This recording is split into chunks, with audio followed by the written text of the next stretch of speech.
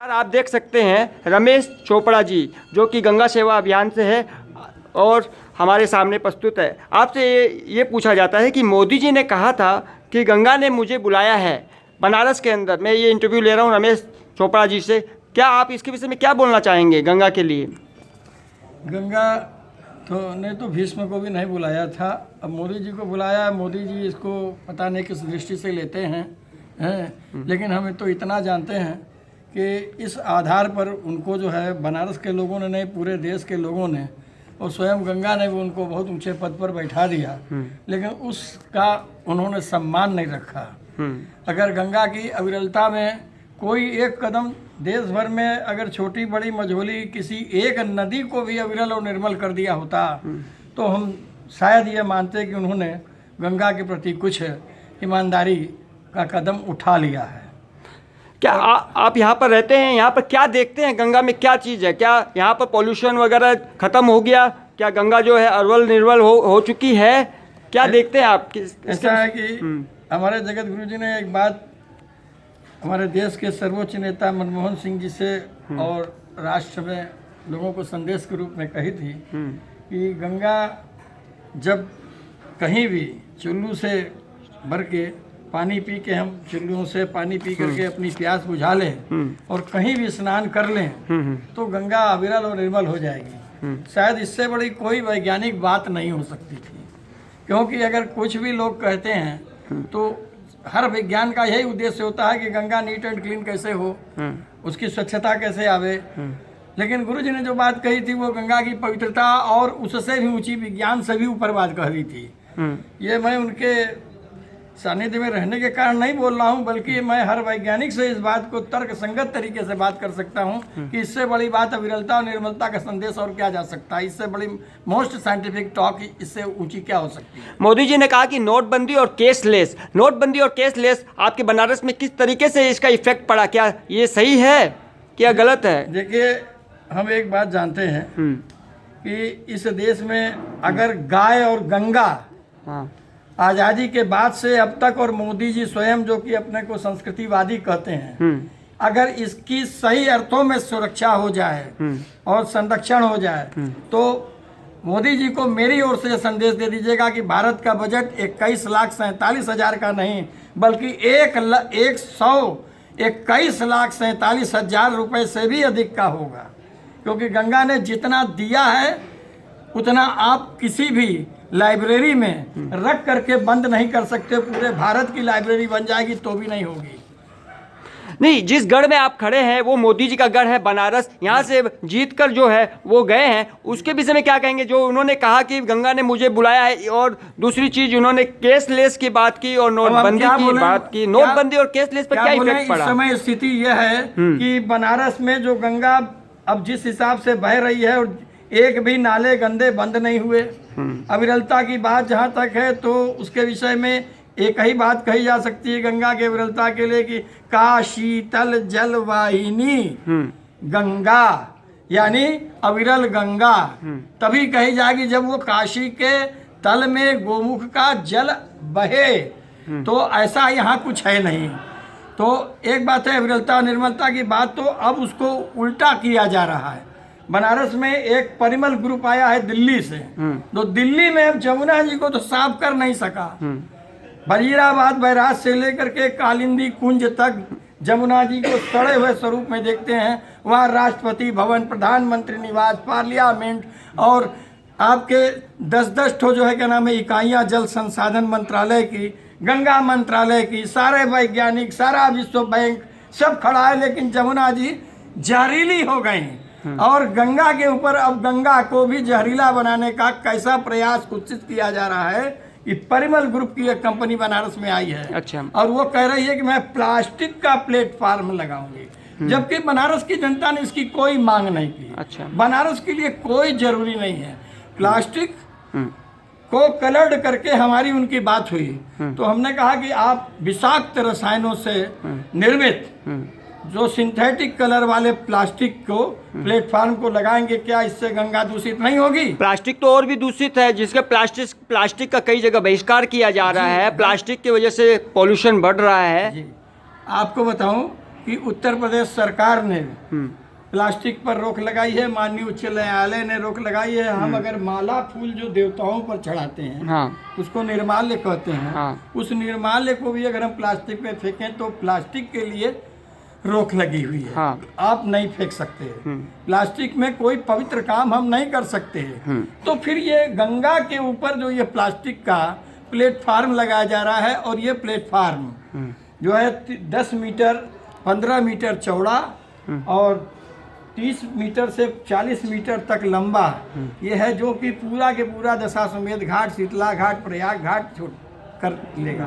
काशी धार्मिक कृत्य और कर्मकांड की नगरी है। काशी के गंगा के घाट तपोभूमि है, और यहाँ पर तपस्या होती है। यहाँ पर जो है, जो राजा रजवाड़ प्राचीन काल के थे, उन्होंने यहाँ जो कि हमारे महलनुमा मठ मंदिर और ये सब बनाए, आप इतने संगीन बनाए हैं कि, और इतने लंबे चौड़े बनाए हैं कि काशी के श्रृंखलाबद्ध घाट जो है 5.5 किलोमीटर में 80 से लेकर राजघाट तक आप चले जाइए, विश्व में ये उपलब्ध ही नहीं होंगे। इस प्रकार के घाट कहीं सारी देश में नहीं, सारी दुनिया में नहीं है। और ऐसे संगीन घाटों को हम स्वतंत्रता के बाद से अब तक नहीं बना सके।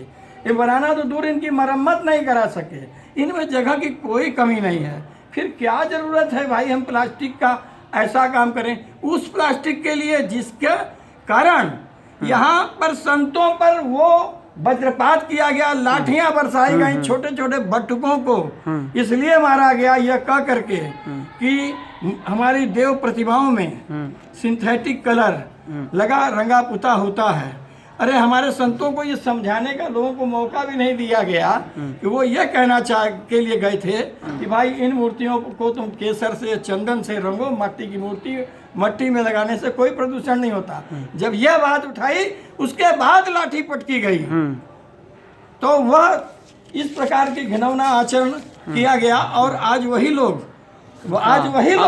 आज मोदी जी के लोग, उत्तर प्रदेश सरकार शासन के लोग यही काम कर रहे हैं कि वहाँ पर जो है गंगा में स्वयं जेटी लगा रहे हैं, प्लास्टिक पर पाबंद है और प्लास्टिक लगा रहे हैं।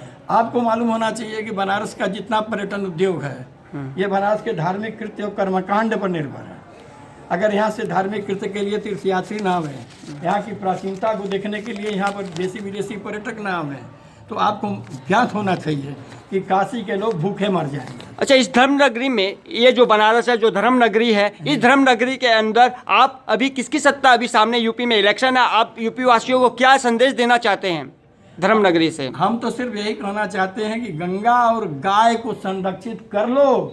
इस देश में विकास किसी नेता के द्वारा किए जाने की कोई जरूरत नहीं। गंगा ने तो इतना विकास कर दिया है और इतना विकास कर देगी, गायें इतना विकास कर देंगी कि आपको जरूरत नहीं पड़ेगी। आज हमको क्या चाहिए? शुद्ध जल चाहिए। एक एक आदमी शुद्ध जल के लिए तरस रहा है। क्यों तरस रहा है? इस देश की उफनाती नदियों के तट पर हैं हाहाकार मचा हुआ है शुद्ध जल के लिए, पेयजल के लिए। कितनी शर्मनाक बात है। और जबकि गंगा ने हमको क्या नहीं दिया। अरे नदियां तो, ये नदियां प्रधान देश है भारत, प्रकृति प्रधान देश भारत। अगर नदियां नहीं होती तो भारत ऋषि प्रधान और कृषि प्रधान होता ही नहीं। बहुत बढ़िया बात।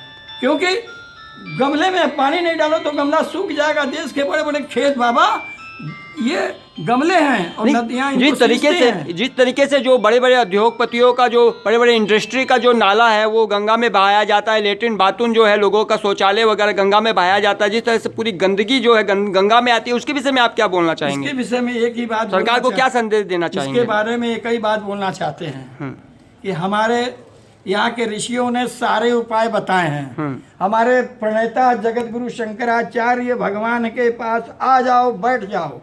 एक भी बूंद अगर जल गिर जाएगा गंगा में गंदा, मैं उस टेक्नोलॉजी को दूंगा कि अपनी गर्दन गंगा के सामने उतरवा के फेंकवा दूंगा। हम लोगों के पास वह टेक्नोलॉजी भी है। यार तुम सीवर लाइन बनाओ, तुम्हारा सारा कचरा प्रबंधन हो जाएगा। ये माताएं हमारे पास बैठी हुई हैं, ये माताएं कचरा प्रबंधन के लिए अपने रसोई घर से जैविक खाद निकाल के अलग दे देंगी। और आपके पास इतनी जमीन है, कहाँ पर जमीन है आपके पास? जितनी जीटी रोड के आसपास जितनी जमीन है सब पे 3-3 फीट गड्ढा खोदो, उसमें जैविक खाद बनाओ, किसानों को बांटो, बाद में लूट हो जाएगी कि हमको दीजिए, हमको दीजिए, हमको दीजिए। गाय और गंगा के ऊपर आप बता रहे हैं, मगर आप ये बताइए कि अभी जो सामने प्रेजेंट में जो इलेक्शन है यूपी के अंदर, जिस तरीके से महायुद्ध चल रहा है यूपी के अंदर, सब गठबंधन करके सरकार बनाना चाहते हैं, तो कुछ गठबंधन को का विरोध भी कर रहे हैं उल्टी तरीके से। उसके विषय में क्या करने चाहेंगे? क्या ये जो मोदी जी का गढ़ है, ये जो बीजेपी का गढ़ है, इस गढ़ में आप किसकी सरकार देखते हैं, किसको विजेता देखते हैं, किसको आगे बढ़ाते हैं? आप विजेता तो मैं ये भ्रष्ट नेताओं को देखता हूँ, हारी भाई इस देश की जनता को देखता हूँ। इस देश में जो लोकतंत्र है ही नहीं, 100 में 50 आदमी वोट देता नहीं है, 50 में 10 आदमी 15 आदमी जिसको वोट देता है वो कहता है कि मैं बहुमत का मालिक हूँ। एक छोटा सा बच्चा कहता है 80 का बहुमत, ये नेता कहते हैं 20 का बहुमत। अच्छा। अब आप सोचिए, इतना झूठा और धोखाधड़ी वादा खिलाफी पर आधारित राजनीति, इसका ऊपर केसलेस और नोटबंदी पर कोई इफेक्ट पड़ेगा? अब सोचिए कि जब इस देश के अंदर कोई दलित वोट बैंक, कोई पिछड़ा वोट बैंक, तो कोई मुस्लिम वोट बैंक, तो कोई अधर्मी और पापी भ्रष्टाचारी वोट बैंक लेकर के राजनीति कर रहा है, तो वो नोटबंदी नहीं करेगा। खाली आपकी दिमाग की बंदी, आपकी पेट की बंदी, आपको शुद्ध जल छीन लिया, आपका शुद्ध अन्न छीन लिया, अब आपको क्या मिलेगा कुछ करने के लिए? आपको कुछ बचा ही क्या? ये आपको देंगे क्या? आप उनको बैठा दीजिए, बुझ बैठा दीजिए। आई अब मान लीजिए जब नोटबंदी नहीं हो, ये नोट दे दें हमको, हम क्या करेंगे? नोट खाएंगे? अरे हमको तो चाहिए शुद्ध जल, हमको दो शुद्ध जल, गंगा और गाय के ऊपर चर्चा नहीं। इनको शर्म नहीं आती, पूरा देश मिनरल वाटर पी रहा है, 6 महीने में डेड हो जाता है, एक्सपायरी है। हाँ। और गंगा का जल नेवर डेड है। बहुत बड़ी बात। 1000 साल में भी गंगा का जल नहीं मरता, और तुमको गंगा जो है बिलियन ऑफ वाटर डॉलर बहा रही है, वो तुमको शर्म नहीं आती? शायद पूरे गंगा विश्व को बांट दो, इतना बड़ा पर्यटन उद्योग बढ़ेगा कि लोग आश्चर्य कहेंगे कि दुनिया का सबसे बड़ा आश्चर्य है कि जिसके जल में कभी कीड़ा नहीं पड़ता, वो हमको फ्री मिल रहा है। और जानवी औषधि तोयम, अरे ऋषियों ने कहा, तुम्हारे बाप के बाप के बाप के बाप के बाप के बाप जो ऋषि थे वो कह रहे थे, तो लिखो तुम कि हमारा बाप झूठा था, करो गंगा को मलिन। चलिए हम मानते हैं, लिखाओ कि हमारे माँ बाप सब झूठे थे, हमारे ऋषि महर्षि सब झूठे थे, बेईमान थे, हम बड़े अच्छे हैं। अरे जिनके नाम पर तुम विकास का ढंगोसला कर रहे हो, आज उसने इस देश को गरीब, दरिद्र, बेरोजगार से लेकर दुनिया भर का आर्थिक रूप से नहीं, मानसिक रूप से दरिद्र बना दिया। अच्छा, गंगा राष्ट्रीय धरोहर, गंगा माँ जो है वो राष्ट्रीय धरोहर भी है। धरोहर क्यों कहते हैं? राष्ट्र नदी है, राष्ट्र नदी है। गंगा की तो धरोहर पूरा राष्ट्र है। हाँ। हमारे गुरु माने हमारे जो माने महाराज हैं, उन्होंने एक बात तो राष्ट्र नदी की घोषणा कहराई। हाँ। कि कम से कम इनको ये समझ, कम से कम तमीज इतनी तो आनी चाहिए कि जिस माने नदी के कारण ये राष्ट्र है, हाँ। बचा है, हाँ। वह तो कम से कम इतना तो एहसान हो कि कम से कम उसको तो राष्ट्र नदी के रूप में पूजे। हाँ, ये मोदी कुछ जी लोगों ने कहा कि हम ये थिंक टैंक हैं और वो कहते हैं कि ये राष्ट्र नदी नहीं, देव नदी है। तो हम कहें भाई, टैंक जो है, क्षमा कीजिएगा, वो एक दायरे में बंद होता है और नदी बहती रहती है, ये थिंक टैंक तो हैं। हाँ। लेकिन ये शायद ये बात नहीं समझ रहे हैं कि गुरुजी ने कहीं नहीं कहा कि ये देव नदी नहीं है। हाँ। ये माने जिन चरणन के से निकसी सुरसरी कभी नहीं कहा। हाँ। और राष्ट्र नीति इसलिए कहा कि इन बेवकूफ़ों को के पास एक संविधान है, जिस संविधान में ऋषियों मुनियों के द्वारा दिया हुआ कोई उसमें आचरण नहीं है, तो ये उसी संविधान के अधीन है, उसी कटघरे में बंद हैं। क्षमा कीजिएगा, हम शब्द मतलब मैंने वर्ग के लिए बोलना चाहते हैं। जैसे हमारे भारत में एक वर्ग एक किताब के डबरे में कैद है, वैसे हमारे देश के नेता एक ऐसे संविधान के डबरे में कैद हैं जिनको ये दिखाई नहीं पड़ता कि हमारे वेदों ने भी कुछ कहा है, हमारे दर्शन शास्त्रों ने भी कुछ कहा है, हमारे संतों महात्माओं ने भी कुछ कहा है। अरे तीन ही लाइन को तो बात कही है, वृक्ष कबहु नहीं फल बकय, नदी न संचय नीर, और परमारथ के कारण साधुन धरा शरीर। तो इन नेताओं के बारे में काहे बात कर रहे हैं? ये सब क्या परमारथ के कारण साधुन माने ये शरीर धारण किए हैं? क्या खादी का कुर्ता पैजामा पहन के चुन्ना के बोरी की तरह चले आए और राजनीति की परिभाषा तक नहीं जानते? संविधान बड़ा है हमारे देश का या धर्म बड़ा है, या धर्म को ज़्यादा महत्व देना चाहिए या संविधान को देना चाहिए? आपका क्या कहना है? अरे धर्म तो ऐसा है जिसने आपको धारण कर रखा है, आपके संविधान को और संविधान के बाप को भी धारण कर रखा है। क्योंकि बात ये, अगर धर्म में नहीं रहता, सुनिए, आपके ऊपर आप हमारा स्वधर्म है, हमारी शारीरिक मानसिक बनावट हमारा स्वधर्म है। और गीता हमारा संविधान है, श्रेयान स्वधर्मो विगुण पर धर्मात्व अनुष्ठितात्। गीता को संविधान माना जा रहा है। अगर आपका शरीर अगर 10 किलो वजन लादने लायक, हम 40 किलो लाद दें, जो संविधान हमारे यहाँ का बना है। अब आप सुनना चाहते तो सुना देता हूँ। तो 40 किलो का वजन हम कैसे ढोएंगे? हम तो 10 किलो का हमारा स्वधर्म है। हाँ। तो हमको तो धर्म ने धारण कर रखा है, आपका संविधान तो हमारा मार देगा हमको। देख लीजिए कि धर्म से ऊंचा संविधान कभी नहीं हो सकता, क्योंकि धर्म ही संविधान की उपज है, क्योंकि धर्म ही जो है एक नींव है, धर्म ही जो है एक बीज है, और संविधान है जो उसमें से निकला हुआ पौधा है। इसलिए कभी भी संविधान, भारत का संविधान धर्म से ऊंचा नहीं हो सकता, क्योंकि धर्म ही सिखाता है संविधान को। यही कहना है शायद आपका? हमारा कहना, धर्म ने हमारे शरीर को धारण कर रखा है, हमारे जीवन को धारण कर रखा है। और जो धर्म से विहीन संविधान है वो हमारे जीवन को नहीं धारण करेगा, हमारे मरण को धारण करेगा। सीधा ये बोल सकते हैं कि धर्म जो है नेचुरल चीज है और संविधान जो है वो आर्टिफिशियल है जी, आर्टिफिशियल बनावटी संविधान एक बनाया हुआ है। ऐसा है। एक बात इसमें समझना कि जिस संविधान में 5 देशों का तो सारा मत ले लिया गया, और हमारे देश के जो ऋषि मुनि हमारे बाप रहे हैं, उनकी बात ले ही नहीं गई। तो जो अपने बाप का नहीं हुआ वो तो बस पापा ही का होगा। देख सकते हैं। मैं हेमंत तोसावर, वाराणसी धर्म नगरी से। जेटी, इससे सुरक्षा के दृष्टि से बड़ा भारी खतरा उत्पन्न हो गया है। जेटी से? हाँ, क्योंकि जिन घाटों पे लगाया जा रहा है, शीतला घाट और दशाश्वमेध घाट, उन घाटों पे आतंकवादी घटना घटी। तो संगीन पत्थरों के बीच में चूंकि RDX फटा, तो उतनी बड़ी कैजुअलिटी नहीं भाई, 1 दर्जन से कम लोग मरे।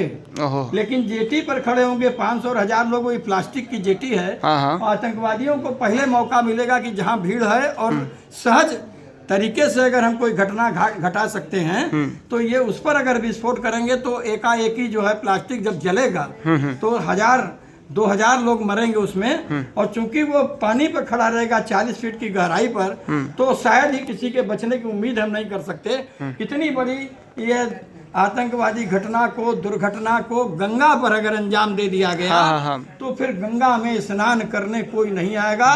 गंगा के प्रति आस्था का बड़ा भारी कुठाराघात होगा। और बनारस के लोग जो गंगा के कारण अपनी जीविका चला रहे हैं, पर्यटन उद्योग के कारण बनारस में जो है साड़ी का व्यवसाय, सोने का व्यवसाय, बर्तन का व्यवसाय, रिक्शा का व्यवसाय, चाय वाले का व्यवसाय, सबका छोटे बड़े का चल रहा है, ये सब बंद हो जाएगा।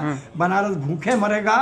और ये सुन लीजिए, गंगा के प्रति आस्था को समाप्त करने का जो पाप होगा, वो पाप हम बस इतना ही निवेदन करते हैं कि मोदी जी अपने सर पे न ले, किसी भी प्रकार से इसको 2-4 लात मारें, क्योंकि जिसको उन्होंने भेजा है उसका नाम हरिंदर सिक्का है।